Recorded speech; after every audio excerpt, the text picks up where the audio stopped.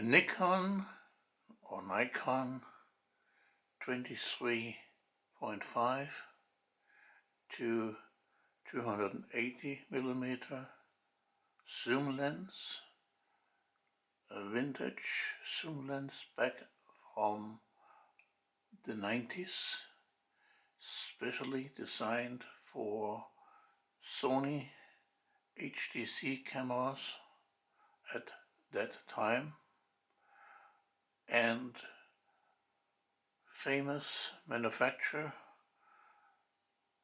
from Canon, from Fujinon, and from Ingenue, as well as Nikon,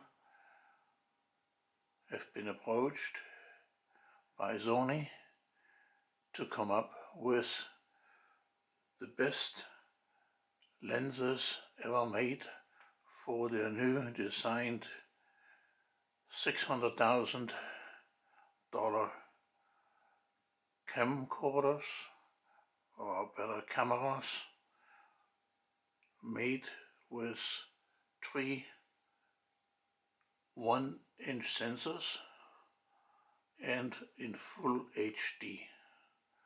That was the ultimate and the edge at that point in time, but proven is now that the lenses those manufacturers made, including Nikon, they cover a great range of today 4K cameras as well, and it has been proven and tested by me and others that those lenses made at that time and point are just gorgeous, just unbelievable great, and still shall be used today on 4K cameras and possibly beyond.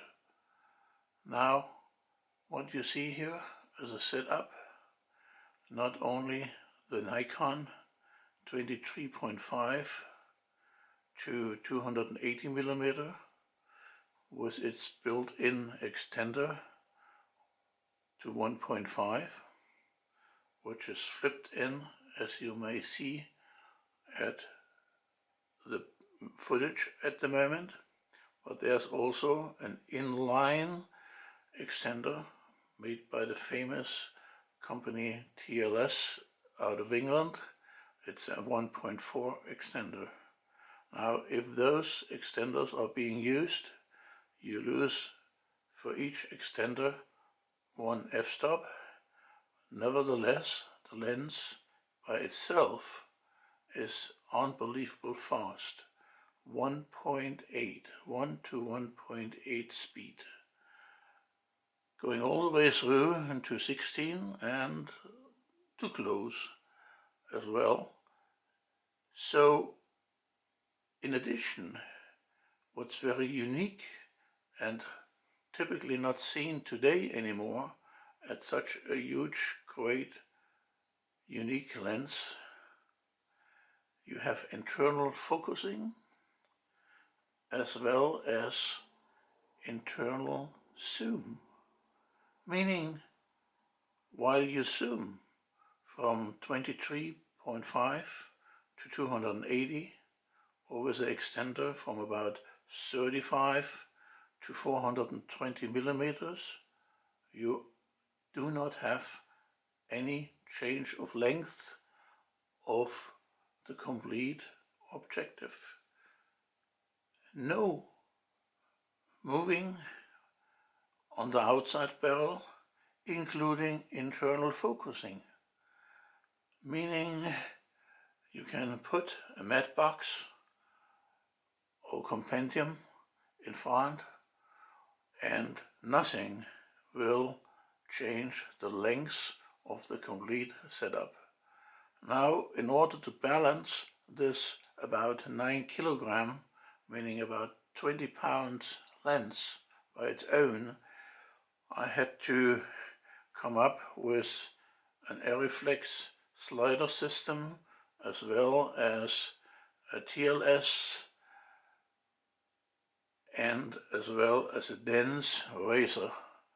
Now it works perfect, and I can balance not only this lens perfectly, even though it's quite heavy, but I can balance about any other lens on the market, from Nikon, from whatsoever, Ingenue, or from Canon, and still use on this setup with the JVC GY LS300 camcorder, 4K camcorder must say, switchable down to HD, and the camcorder is capable since several months now to record in 4K at 150 megabit in 422, meaning 10 bit, and the outcome is just superb. You may scale down then later on by software to normal HD, or you may set up the camcorder also right from the beginning to HD. This camcorder by JVC is unique on the market as well. It allows you to use the Super 35 sensor to be cropped down all the way to a size of film camera lenses, Super 16 lenses, meaning using only the size of a 16mm sensor. So the camera can be continuously scaled down using only a part of the Super 35mm sensor, and you scale it down in the menu quickly and easy within seconds from 100%, meaning A35 Super 35 sensor, all the way down to 43%. That is covering, as I said, film camera lenses. Now I'm going to move the camera now and show it to you from all sides as good as I can in one shot here, and I will see what it's doing. I'll move here the outfit, and you see now about the center of the setup where the camera lens is being mounted and attached to the camcorder. We'll see how that works without moving into the picture by my own. So here we start.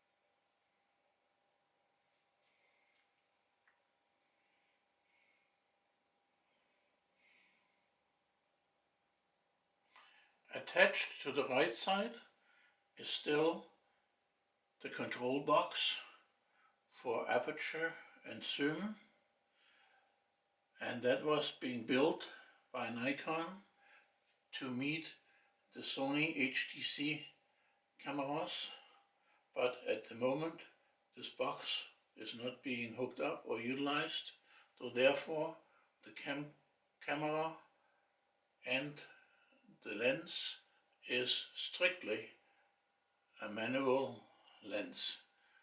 And I move now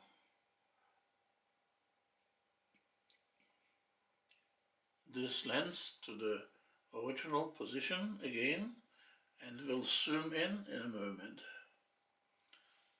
Therefore, and then you will see more details.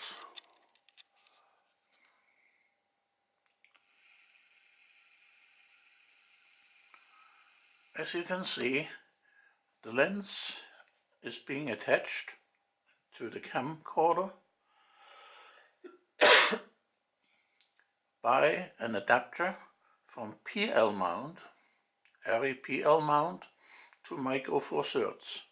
Well, you may say the camcorder is having a Super 35 sensor, but since you are able to scale down the sensor to 43% and being able to use all kind of different lenses with certain adapters, you will just find out that this is a great way of doing it. JVC is about the only one who is having such a flexible means of attaching lenses of all kind of formats. As I said, from film, Super 16mm, all the way up to full format 4K lenses. Even so, the sensor in the camcorder is only a Super 35. But that is true with about all major camcorders during these days having a single sensor. Now, as you can see, there is the 1.4 times extender inline by TLS, which is a great piece of equipment. And also you can see the aperture control on the lens, ranging from stunning 1 to 1.8 through 16 and to close. In addition, you see the windows, both windows here in respect to the lens, and I will just slightly move down the camera so you can also see the adjustment levers and rings, which can be easily turned. And as you can see, those hand cranks allow you to change, as you can see on the window, the zoom internally all the way down to 23.5. Now, turning backwards to full will show you it's now up at 280. But consider, I have moved in here the 1.5 X extender, and inline already fixed mounted is the 1.4. Now you can move this extender back to 1, which gives you about a 33mm lens with this 1.4 extender, starting at 33mm as the widest angle. And if you move back in the 1.5, you have about a 50mm lens, and so on. Now, very unusual is also the combination of internal zoom and internal focus. This allows you, by hand crank, precisely focus the lens from about 2.5 meter distance, and it has been called a macro as well, and that's true, because with such a focal length going all the way down to 2.5 meters is just stunning. Yeah? As you can see here on the windows on the lens. Now, this lens was built, as said, back in the 90s for the most expensive high-definition cameras made by Sony and a few other manufacturers, but the price tag was around 100,000 US dollars, and today, compared to what's on the market available today, you will not find such a zoom lens below about 80 to 100,000 euro, meaning 120,000 US dollars. But then those lenses will not be having a motor for aperture and zoom attached. Well, it's not used now in this setup, but also they have no extender built in. This gives you a huge flexibility, and this lens has been tested numerous of times with 4K camcorders and cameras, including the Sony FS7 and FS5, and also the Panasonic GH4 and GH5 cameras and others.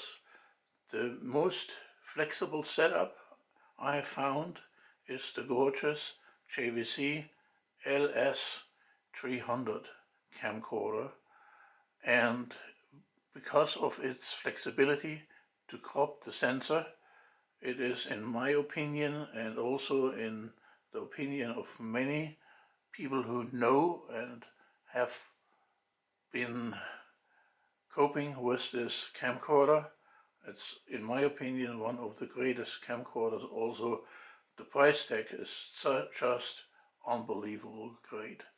So I think at the moment I have covered about everything, and this lens can be seen by appointment. This lens can be tested by appointment at my house, and also you may get information in respect to other setups, and I certainly could assist you in many ways what is, in my opinion, the best setup for this lens and also for the GY LS300 camcorder by JVC. This is the end of the first part of this test, or this footage, showing you a great lens, hardly known at all on the market, and people who think this is not being able to cover 4K, well, they shall come to me. I prove them differently, because at that point in time, when Sony asked several manufacturers, as mentioned before, they did want the best glass, the best lens being built, and every of those manufacturers did try to comply with the request of Sony.